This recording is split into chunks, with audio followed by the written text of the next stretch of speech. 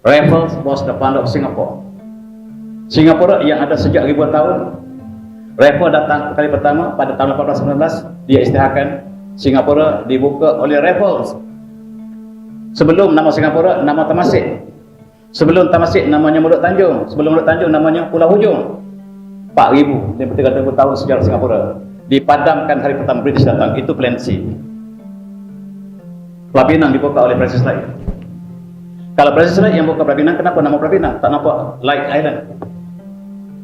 Pulau Pinang itulah pulau di bawah Kerajaan Kedah. Mereka datang menipu di Pulau Pinang. Dan sekarang mereka datang ke India menggunakan Plan B. Dan akhirnya terjajahlah India. Lebih menyayat hati tuan-tuan. Selepas mereka kalah dalam Perang Dunia yang kedua, Jepun yang kecil dapat mengalahkan yang tinggi. Tak pernah mereka sangka. Dan di India, di Parlimen British, Kerajaan British dikutuk oleh pembangkang. Kamu sangka kamu kuat, sekarang kamu sebenarnya lemah. Dengan Jepun pun kamu tak boleh menang. Kata siapa pembangkang dalam parlimen. Sekarang kamu terpaksa merdekakan negara yang kamu telah jajah selama ini. Sebenarnya kemerdekaan bukan kita yang perjuangkan, mereka yang beri. Sebab parlimen mereka yang memberikan kemerdekaan, tetapi kepada proksi kita, bukan kepada pejuang sebenarnya, termasuklah di Melaya. Jangan pergi kepada pejuang-pejuang mak kilau, pergi pada proksi kita. Kita akan bina proksi kita. Proksi kita ni pakai kod, pakai tie. Kita hantar pelajar ke England yang menjajah negara kita bersama dengan mereka jadi magistrate bersama dengan British. Yang memerintah negara kita, yang diberi kemerdekaan, mereka yang menjajah bangsa Melayu ini, yang dihantar pelajar England oleh British, kemudian dilantik jadi magistrate. Magistrate maksudnya menjajah bangsa Melayu sendiri. Inilah yang diberi kemerdekaan. Mari kita fikir tuan-tuan. Demikianlah yang berlaku di India. 1947, 1945 mereka kalah. Dan 1446 Parlimen British mengatakan kita harus berikan kemerdekaan semua sebab zaman British telah berakhir. Siapakah yang akan berikan? Sekarang mereka bina proksi di India, mereka bina proksi di Melaya, mereka bina proksi di seluruh dunia yang mereka bakal berikan kemerdekaan. Kita lihat India. Nasib India cukup malang. Apabila British datang, dia tidak akan tinggal dengan sempurna. Dia akan datang supaya bekas jajahannya bergelak, bergaduh, berperang. Dia pecahkan India kepada Pakistan Timur, India pada barat, India. Inilah punca perkelahian, peperangan sepanjang sejarah. Inilah cara mereka. Mereka bentuk proksi mereka. Mereka berikan kelebihan pada satu pihak. Dan kemudiannya mereka pecahkan negara India. Yang di situ kita lihat sejarah umat Islam memerintah dengan adil dan amanah selama ribuan tahun. Dan cukup menyayat hati, yang pecah negara India ini dilakukan oleh seorang lawyer British bernama Sir Ratcliffe, yang tak pernah datang ke India pun. Dia ambil peta India, dia pusing sana pusing sini sepadan. Ini dia. Dia tak tahu Kashmir ini bumi Islam. Dia tak tahu Jammu ini lawan Islam. Dia bagi pada India supaya kita bergaduh. Dia memang purposely supaya kita berperang. Sebagaimana kita lihat Pulau Sepadan, maaf tuan-tuan, Pulau Sepadan itu dipunyai oleh Indonesia. Masuk mahkamah dunia dibagi pada Malaysia supaya kita bergaduh dengan Indonesia. Saya beritahu pelajar saya kata, siapakah akan menang apabila Pulau Sepadan dibicarakan di Mahkamah Antarabangsa? Saya kata menang oleh Malaysia. Kenapa? Sebab dia punya Indonesia. Sebab dia akan memberi keputusan supaya kita bergaduh. Batu putih dapat Singapura. Saya kata sebab batu putih jangan batu putih, Singapura itu kita punya. Sebelum pun kita dapat jangka keputusan mereka, sebab keputusan mereka ialah supaya kita berperang. Ini permainan mereka, dan mereka telah pecahkan India supaya kita berperang. Memang kita berperang. Tuan-tuan, Kashmir masuk ke dalam India, sedangkan di situ majoriti Islam. Dia sengaja. Kalaulah Kashmir diberi kepada Pakistan, selesai masalah. Tetapi dia sengaja supaya peperangan berlaku. Benar, peperangan berlaku, pembunuhan berlaku, dan mereka dapat jangkakan Jammu juga demikian. Yang dipunyai umat Islam diberi kepada India, dan sampai sekarang pun peperangan tidak pernah berhenti. Ini cara British. Bila mereka masuk Burma, mereka jadikan Myanmar, mereka menjadikan Rohingya dan mereka berperang sampai hari. Cara British datang ke Melaya, mereka jadikan agenda di Palestin. Mereka hantar Henry Geni ke Melaya supaya bawa masuk orang pakai Islam dan jadikan sebagaimana di Palestin mereka bawa masuk orang Yahudi. Di Melaya, Henry Geni dibunuh lebih awal sebelum dia dapat menjadikan Melaya sebagai Palestin yang kedua. Tuan-tuan masih sayang dengan Henry Geni. Henry Geni lah yang membunuh Islam di Palestin, yang menubuhkan negara Israel. Tuan-tuan masih tapik, polis kita masih tapik di Ceras, kuburnya yang dibunuh oleh pejuang-pejuang kita. British mengistilahkan dia dibunuh oleh komunis. Kalaulah British menceritakan yang sebenarnya, maka sejarah negara kita berbeza sama sekali. Penulis sejarah tidak mengkaji seorang begitu saya, orang Perak yang bunuh ialah datuk saya. Itu yang sebenarnya. Tetapi British mengistilahkan ini dibunuh oleh komunis supaya kita berpuas hati, sedangkan Henry Geni ialah musuh Islam sedunia. Demikianlah mereka lakukan di Jammu. Akibatnya orang Islam terpaksa meninggalkan bumi mereka. Sebagaimana orang Palestin meninggalkan mereka, sebagai itulah orang Kashmir lari daripada negara mereka. Yang tak lari menerima bala sama seperti orang Palestin. Mereka betul di India, di Palestin, di Melaya sama saja skrip mereka. Sama ada kita dapat lihat tadi dah. Itu saja. Kita lihat bagaimanakah 15 juta umat Islam menjadi pelajar. Kerana peta yang dilukis oleh orang yang tak pernah sampai ke India. Dia bagi pada ini India, bagi pada Islam. Islam dipecah dua, satu di timur, satu di barat. Satu Pakistan barat, satu Pakistan timur, supaya dua ini tidak ada kekuatan. Inilah yang dilakukan oleh British. British datang untuk menghancurkan Islam. Tuan-tuan masih bersama dengan mereka. Dan kita lihat bagaimana dahsyatnya apa yang berlaku di India.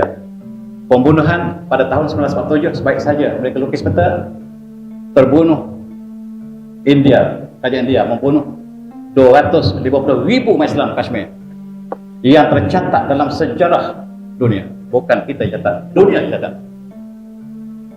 Lukisannya umat Islam bergelimpangan, ditembus rata, di atasnya ditanam pokok bunga tempat mereka berlakon Bollywood yang ada banyak bunga di atas kubur orang Islam.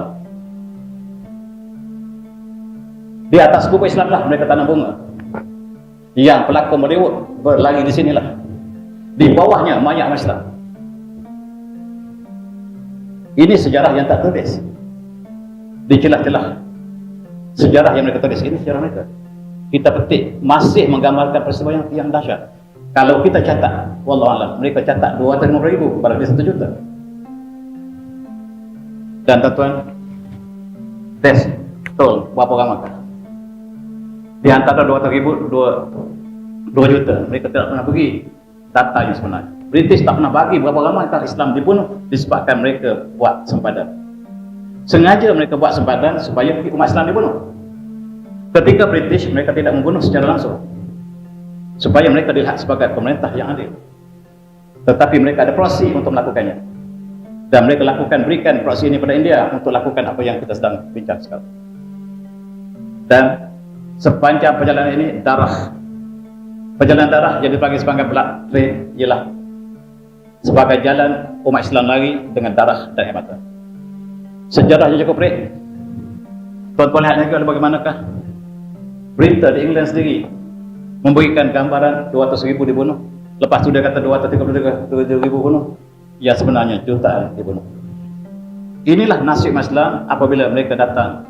Al-Kufar wal Mutawahidah. Al-Kufar wal Mutawahidah. Orang kafir boleh bersatu apabila mereka bertemu dengan Islam. Tuan-tuan, orang bukan Islam boleh bersatu bila menghadap Islam. Oleh sebab itu barat dengan timur boleh bersatu untuk hancurkan Kashmir. Dan ini nasib kita, tuan-tuan. 600,000 dalam berita lain, 600,000 tadi 200,000 dia kata. Berita lain 600,000, maksud kita percaya jutaan yang dibunuh.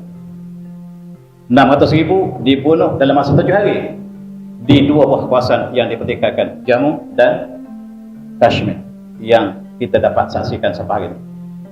Beritanya dipendamkan, tetapi sebahagiannya telah terkeluar dan kita dapat saksikan di sini. Tuan-tuan, di atasnya cantik, pada hijau. Di sini tempat Bollywood berlakon, di bawahnya mayat Islam.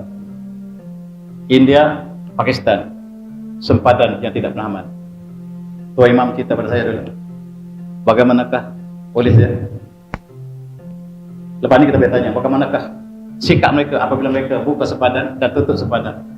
Yang satu polis Pakistan, yang satu polis India. Mereka saling benci membenci. Hatta zaman moden hari ini, ini pemandangan di sempadan mereka. Hubungan yang tidak pernah aman ini dipendamkan. India dengan Pakistan ialah seperti bom jangka yang boleh meletup bila-bila masa.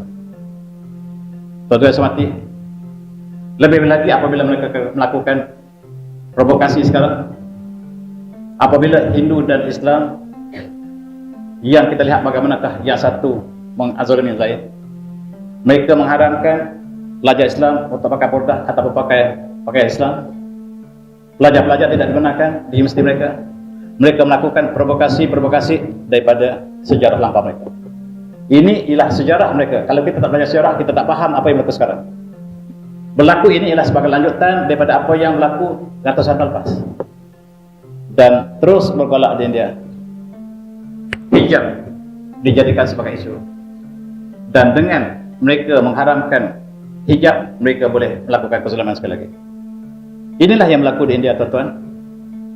Pelajar-pelajar di Kartanaka yang diharamkan untuk pakai apabila masuk universiti, masuk sekolah, masuk kolej, tidak dibenarkan pakai cara Islam.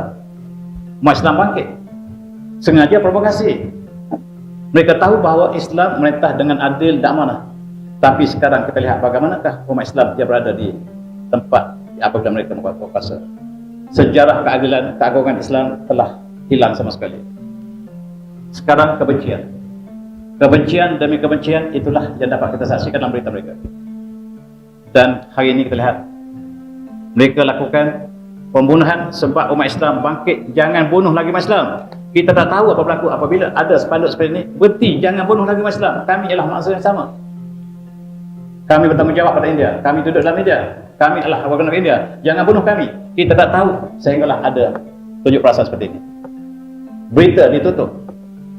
Tuan-tuan yang semati, India telah terlibat dengan masalah yang kronik, sangat ekstrim dan satu malapetaka.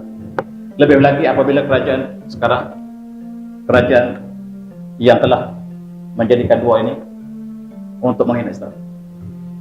Yang terkini, bulan lepas mereka menugaskan dua orang sebagai wakil kerajaan, jurucakap kerajaan BJP, supaya memperlekehkan Rasulullah, perlekehkan Islam, perlekehkan keluarga Rasulullah, termasuklah Aisyah dan sebagainya.